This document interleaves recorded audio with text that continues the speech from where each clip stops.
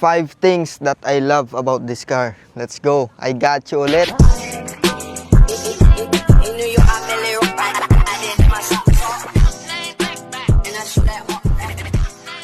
Number 1, syempre, yung looks. I mean, look at that, bro. Sobrang solid, sobrang gwapo, sobrang head turner. At yung attention na nakukuha mo pag nasa kalsada ka, ibang-iba talaga. Second, yung fenders niya. I mean, tingnan mo yan, no? Sobrang lapad. Ganyan kasi talaga pag mga German yung kotse.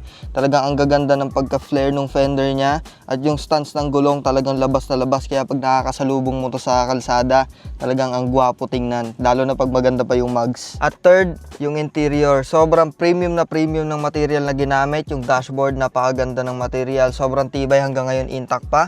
Pati yung mga headliner, hanggang ngayon sobrang intact pa rin. At yung steering wheel, premium talaga. BMW logo, M Sport logo, at syempre yung instrumental gauge cluster, sobrang solid, at syempre functional yan lahat. At fourth, syempre yung top concern ng mga gustong bumili ng BMW, lalo na yung first time palang bibili, yung availability ng parts, yung pagiging reliable ng buong kotse, at yung pagiging fuel efficient niya.